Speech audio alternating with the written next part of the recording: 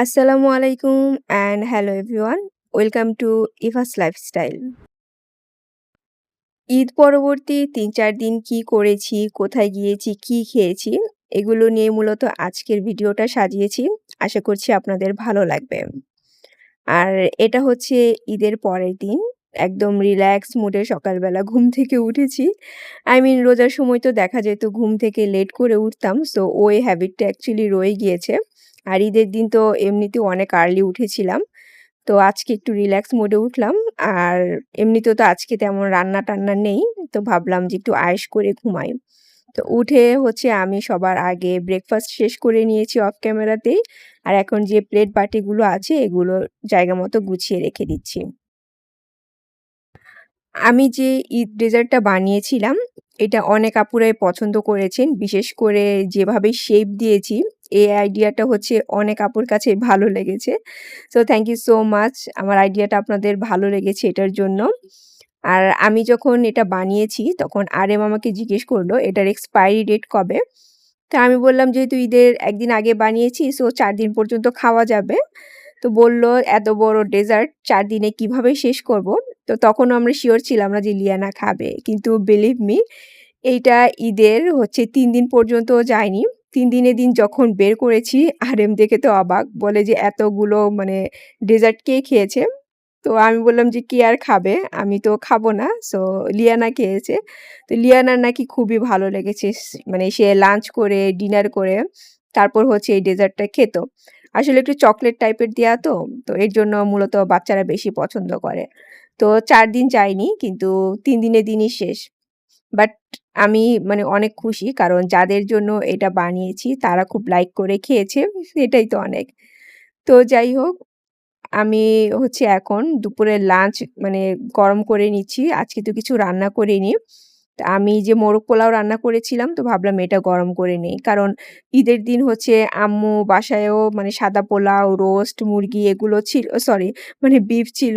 তো আমি যে আমার ননাসের বাসায় গিয়েছিলাম ওইখানেও হচ্ছে সাদা পোলাও, রোস্ট, মাছ, তারপর হচ্ছে বিফ এগুলো ছিল।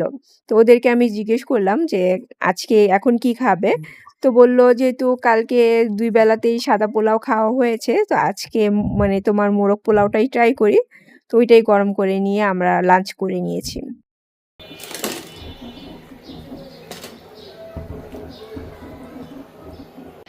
লিয়ানা হচ্ছে রেডি হচ্ছে, খুব এক্সাইটেড। তার ফ্রেন্ডের বাসায় যাবে। এখন হচ্ছে তার ফ্রেন্ডের বাবা আর লিয়ানার ফ্রেন্ড আসছে লিয়ানাকে নিতে।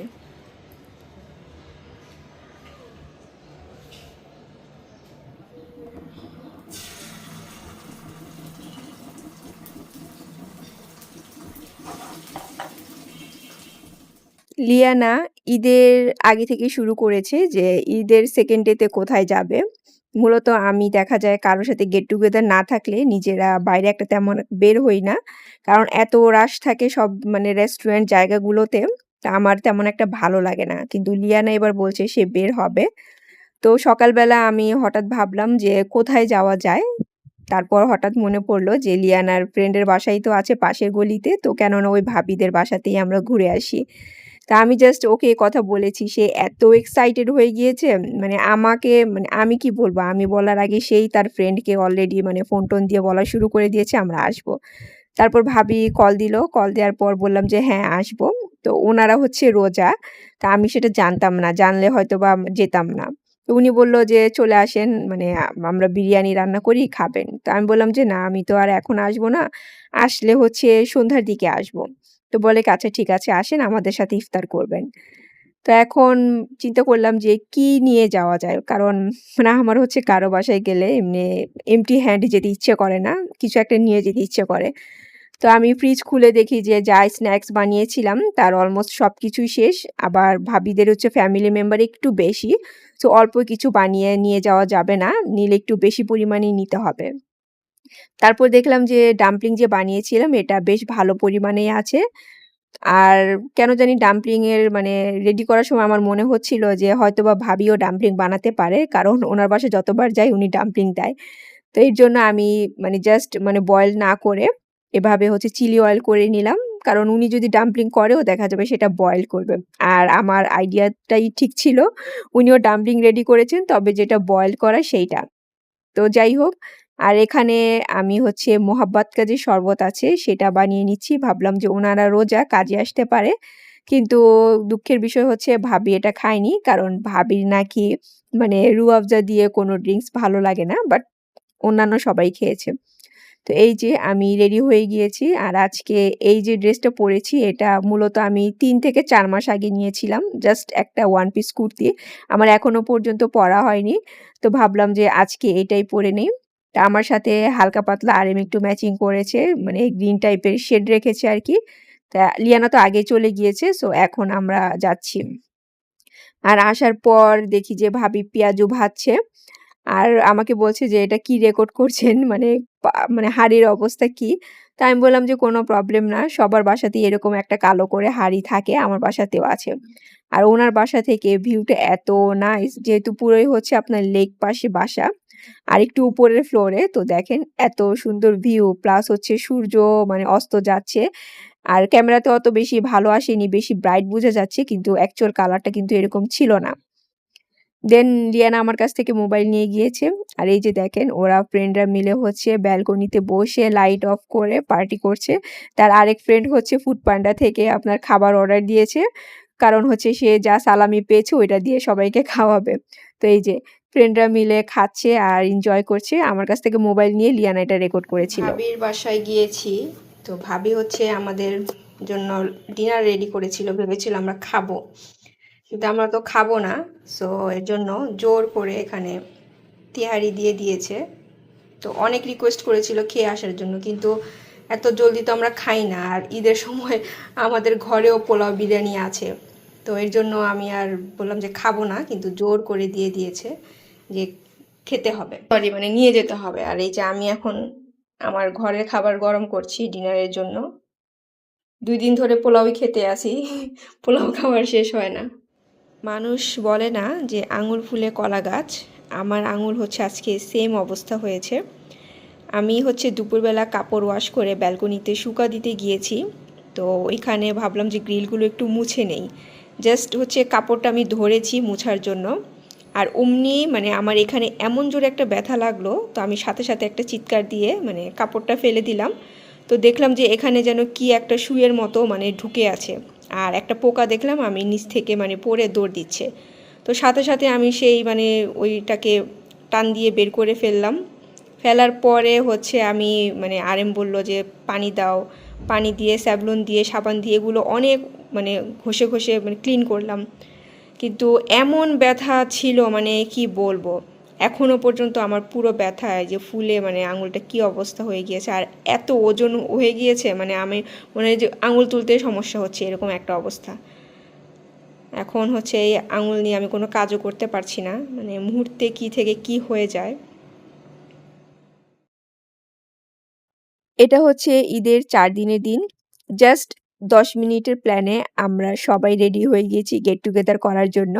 আর সবাই বলতে আমার যে এক্স স্কুল ভাবিজ আছে, আই মিন লিয়ানার এক্স স্কুল ফ্রেন্ডস তাদের সাথে যাদের বাসায় গিয়েছিলাম প্লাস অন্যান্য বাসায় ভাবিরা।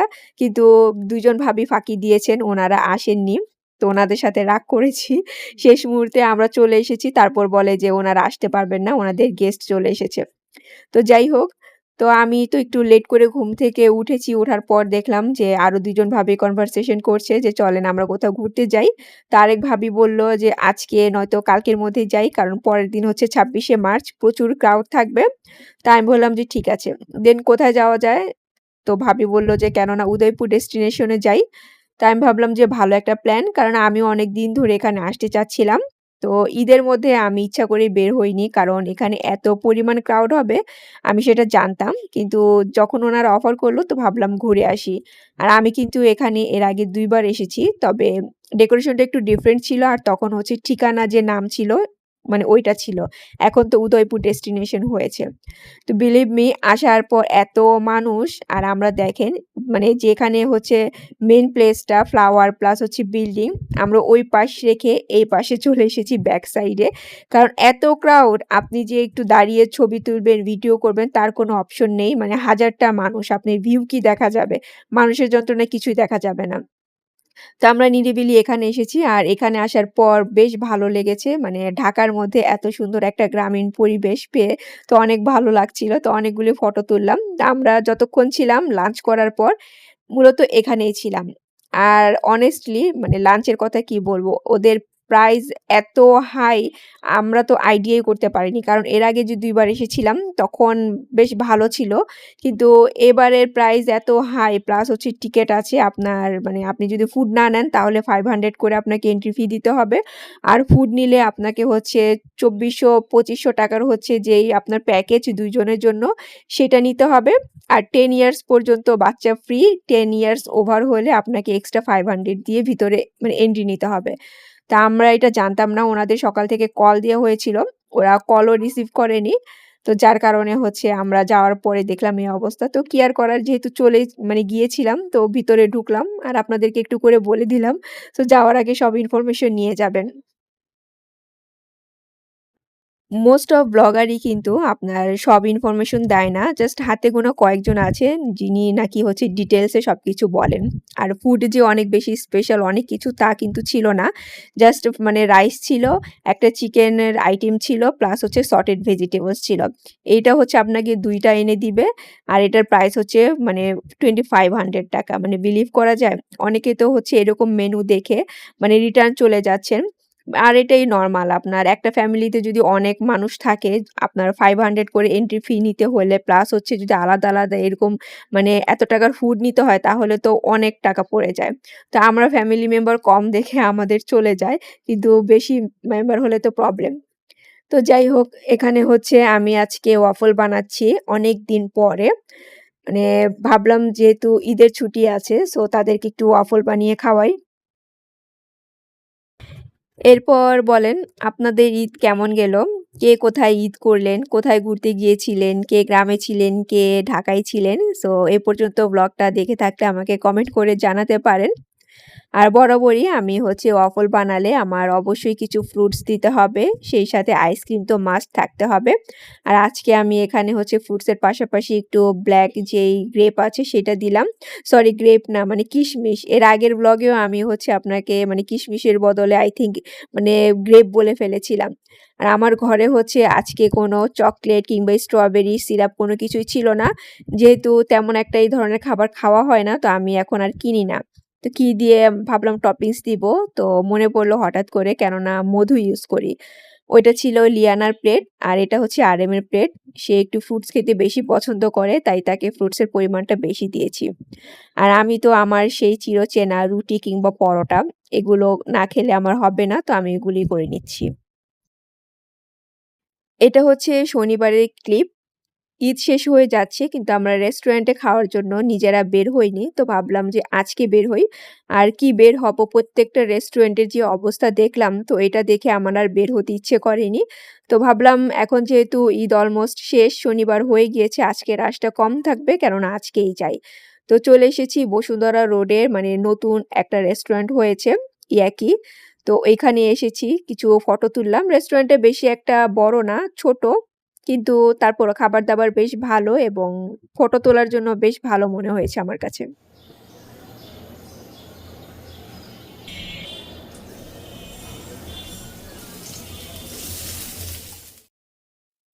এখানে অল্প একটু তেল দিয়ে তারপর হচ্ছে আমি রসুন কুচি আর পেঁয়াজ কুচি করে দিয়ে হালকা একটু ভেজে নিব।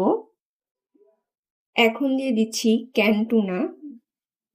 আমি আজকে টুনা দিয়ে একটা স্ন্যাক্স বানাবো। তো এটার জন্য হচ্ছে টুনাটাকে আগে থেকে রান্না করে নিচ্ছি।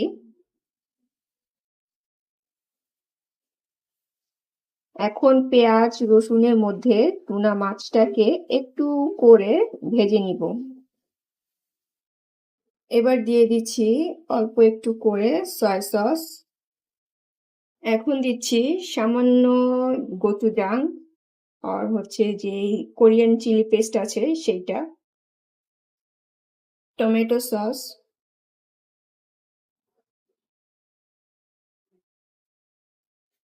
এবার হচ্ছে ভালো মতো মিশিয়ে এটাকে রান্না করে নিতে হবে। এবার হচ্ছে এখানে আমি কাঁচামরিচ কুচি, ক্যাপসিকাম কুচি, সেই সাথে হচ্ছে পেঁয়াজ কলি কুচি করে রেখেছিলাম, তো সেটাই দিয়ে দিলাম। আর এটা দেওয়ার পর জাস্ট হচ্ছে মিক্স করে 1 মিনিটের মধ্যে নামিয়ে ফেললেই কিন্তু এটা রেডি হয়ে যাবে। আপনারা চাইলে এখানে সুইট কর্ন ইউজ করতে পারেন।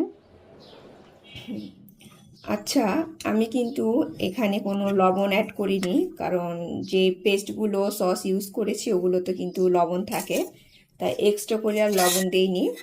প্লাস হচ্ছে নামানোর ঠিক আগে একটু গোলমরিচ ক্রাশ করে দিয়েছিলাম।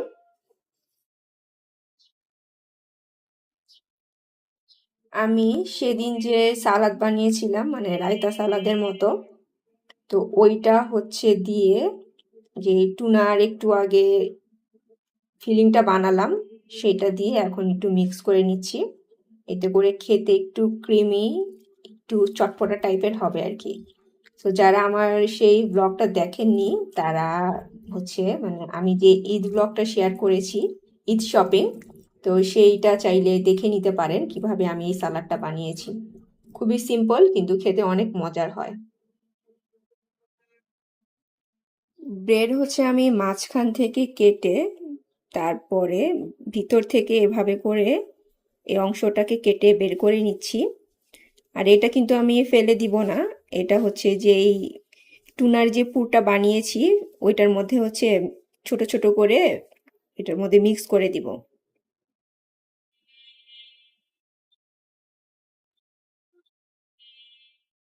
সাথে লাগবে হচ্ছে লেটুস পাতা। তো মানে লেটুস পাতার সাইজগুলো একটু বেশি বড় হয়ে গিয়েছে, তো আমি এটাকে মাঝখানে ফোল্ড করে তারপর বানের মধ্যে ঢুকিয়ে নিব। আচ্ছা, এখন এই যে ক্লিপটা আমি আপনাদের সাথে শেয়ার করছি এটা কিন্তু আমার রোজার ক্লিপ। তা আমি যে বললাম যে বেশ কিছু ক্লিপ আমি মানে রেকর্ড করেছি কিন্তু আপনাদের সাথে শেয়ার করা হয়নি। তো তার মধ্যে এইটা একটা। তো ভাবলাম যেহেতু এটা রেকর্ড করেছি আর এটার মানে টেস্ট খুবই মজার ছিল, তো কেন না রেসিপিটা আপনাদের সাথে শেয়ার করে দেই। তো রোজার ইফতার নাই তাতে কি হয়েছে, আপনার বাচ্চাদের স্কুলের টিফিন কিংবা গেস্ট আসলে স্ন্যাক্সে মানে খাওয়া যেতে পারে। আর এখানে আমি তো টুনার যেই একটা ফিলিং বানিয়েছি, আপনারা চাইলে হচ্ছে এখানে চিকেন দিয়ে যেকোনো একটা ফিলিং বানিয়ে আপনাদের মতো করে দিয়ে দিতে পারেন। আর এভাবে করলে চটজলদি হচ্ছে আপনার একটা নাস্তা রেডি হয়ে যায়। কারণ ফিলিং বানানো ছাড়া আপনার হচ্ছে ব্রেডের কোনো ঝামেলা থাকে না। জাস্ট দোকান থেকে এনে এরকম করে কেটে তারপর হচ্ছে ভিতরে ঢুকিয়ে দিবেন। আর এটা বাসায় ট্রাই করে দেখতে পারেন। এটা কিন্তু আসলে অনেক মজার হয়। সেই সাথে আমি যে দেখালাম রায়তা সালাদ ইউজ করেছি, আপনারাও সেটা ইউজ করবেন। যদি ওইভাবে না ইউজ করতে পারেন তাহলে টমেটো, শসা, গাজর এগুলো পেঁয়াজ কুচি করে দিয়ে সাথে মেয়োনিজ দিবেন। তাহলে কিন্তু খেতে অনেক বেশি মজার লাগে। তো এটা দেখতে যেমন সুন্দর আর খেতেও অনেক মজা। বাসায় ট্রাই না করে থাকলে একবার ট্রাই করে দেখতে পারেন। আপনাদের মতো করে ট্রাই করেন, কোনো সমস্যা নেই। আর আজকে আমি আপনাদের কাছ থেকে এখানেই বিদায় নিয়ে নিব। So take care and always love yourself. আল্লাহ হাফেজ।